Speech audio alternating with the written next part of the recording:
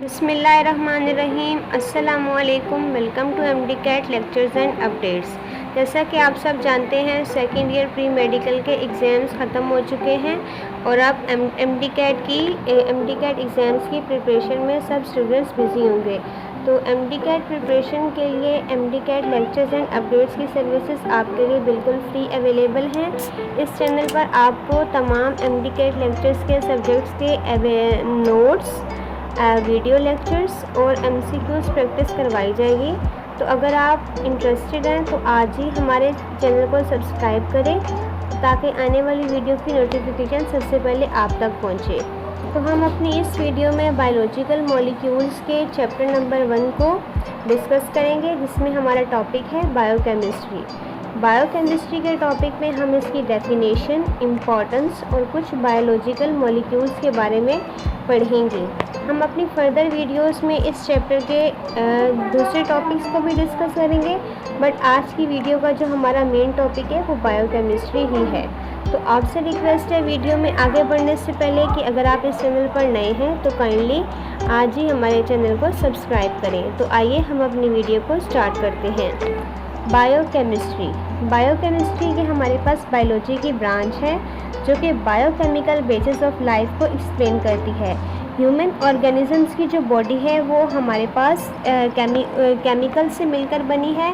Chemicals मतलब जैसे कि एटम्स हो गए, एटम्स एलिमेंट्स इनसे मिलकर बनी है। और एटम्स और एलिमेंट्स को हम साइंस की ब्रांच केमिस्ट्री में डिस्कस करते हैं, लेकिन जब इस केमिस्ट्री को हम लिविंग ऑर्गेनिज्म के साथ रिलेट कर रहे हैं तो वो लिविंग ऑर्गेनिजम्स को बायो की ब्रांच में पढ़ते हैं। तो इस तरह बायो और केमिस्ट्री के रिलेशन को हम बायोकेमिस्ट्री कहते हैं। इसकी इम्पॉर्टेंस हमारे पास कुछ इस तरह है कि जैसे कि मैंने आपको बताया कि लिविंग ऑर्गेनिजम्स जो हैं वो कुछ मॉलिक्यूल्स से मिलकर बने हैं। कुछ मॉलिक्यूल्स जो कि बायो मॉलिक्यूल्स होते हैं। लिविंग ऑर्गेनिजम्स कुछ मॉलिक्यूल्स प्रोड्यूस करते हैं जिन्हें हम बायो मॉलिक्यूल्स कहते हैं। और हमारे पास 6 मेन बायो मॉलिक्यूल्स हैं जो कि लिविंग ऑर्गेनिजम्स की स्ट्रक्चर्स को फॉर्म करते हैं, जिनमें हमारे पास है carbon, hydrogen, oxygen, nitrogen, phosphorus and sulphur.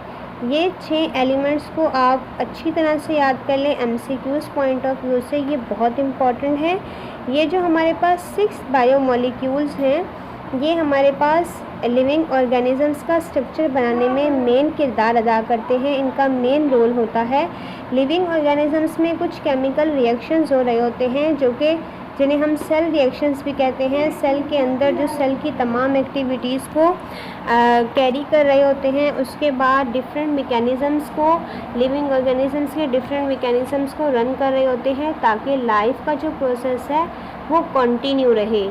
तो इन सब को अंडरस्टैंड करने के लिए कि वो किस तरह से केमिकल रिएक्शंस होते हैं, उनमें क्या डिसऑर्डर्स होते हैं, इनके क्या बेनिफिट्स हैं, उस रिएक्शन का क्या एम है, अगर कोई उनमें डिसऑर्डर हो जाए तो उसे किस तरह कंट्रोल किया जाता है, इन सब को स्टडी करना है। तो हम बायोकेमिस्ट्री की फील्ड के अंडर आकर इन्हें डिस्कस कर सकते हैं और उन ह्यूमन की उन प्रॉब्लम्स को, उन डिजीज़ को थ्रू केमिस्ट्री सॉल्व कर सकते हैं।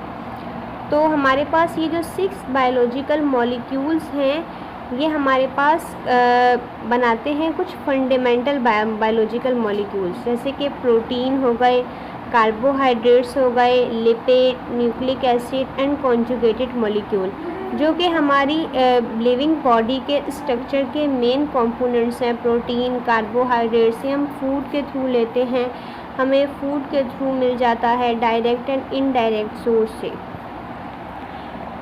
सेल की जो लिविंग ऑर्गेनिजम्स के सेल की कॉम्पोजिशन है वो कुछ इस तरह से है, सेल टू सेल वेरी करती है, बट 70 to 90% सेल में वाटर पाया जाता है। लिविंग सेल में लिविंग मैटर होता है जिसे हम प्रोटोप्लाज्म कहते हैं। ये जो तमाम पॉइंट्स मैंने बोर्ड पर लिखे हैं ये एमसीक्यूज़ पॉइंट ऑफ व्यू से बहुत इम्पॉर्टेंट हैं। आप वीडियो को बार बार प्ले करें ताकि ये पॉइंट्स आपको मेमोराइज हो जाए। अच्छी तरह से सुने। If water evaporated the remaining mass called dry cell. अगर सेल का जो लिविंग मैटर है, जिससे कि सेल में जो वाटर हमने बताया 70 to 90% वाटर है, अगर ये वाटर इवापोरेट हो जाए, जो हमारे पास रिमेनिंग मास रह जाएगा, जो सिर्फ सॉलिड होगा, उसे हम कहेंगे dry weight of the cell. तो आई होप आज की वीडियो में आपको ये पॉइंट समझ आ गए होंगे, जिसमें हमने डिस्कस किया बायोलॉजिकल मॉलिक्यूल्स के टॉपिक नंबर 1 को, बायोकेमिस्ट्री, जिसमें हमने बायोकेमिस्ट्री की डेफिनेशन को पढ़ा कि ये बायोलॉजी की ब्रांच है और ये हमें बायोकेमिकल बेसिस ऑफ लाइफ को एक्सप्लेन करती है। बायोकेमिकल बेसिस से मुराद लिविंग ऑर्गेनिजम्स में जो रिएक्शन हो रहे होते हैं उनको अंडरस्टैंड करने में कि किस तरह इनका रोल है लाइफ को कंटिन्यू रखने में, लाइफ को जनरेट करने में, किस तरह से ये अपना रोल प्ले कर रहे हैं। इससे हम बायोकेमिस्ट्री की ब्रांच में डिस्कस करते हैं। उसके बाद इनकी इम्पोर्टेंस को हमने डिस्कस किया कि किस तरह बायोकेमिस्ट्री हमारे लिए इम्पोर्टेंट है। जो लिविंग ऑर्गेनिज्म में कुछ रिएक्शंस हो रहे होते हैं जिन्हें हम सेल रिएक्शन भी कहते हैं। सेल रिएक्शन जिसमें तमाम एक्टिविटीज़ सेल की कैरी आउट हो रही होती हैं कि किस तरह से वो लिविंग ऑर्गेनिजम्स का मेटाबॉलिज्म रिएक्शंस को चला रही हैं। सेल्स में कुछ एनाबॉलिक और कुछ मेटाबॉलिक रिएक्शंस हो रहे होते हैं कि वो किस तरह से हो रहे हैं। उनके मैकेनिज़म्स को अंडरस्टैंड करने के लिए, उनके डिसऑर्डर्स को पढ़ने के लिए हम बायोकेमिस्ट्री की ब्रांच में आकर डिस्कस करते हैं। उसके बाद कुछ कंपाउंड्स होते हैं जो लिविंग ऑर्गेनिज्म प्रोड्यूस करते हैं। उन कंपाउंड्स को बायोमॉलिक्यूल्स कहा जाता है। वो हमारे पास 6 होते हैं।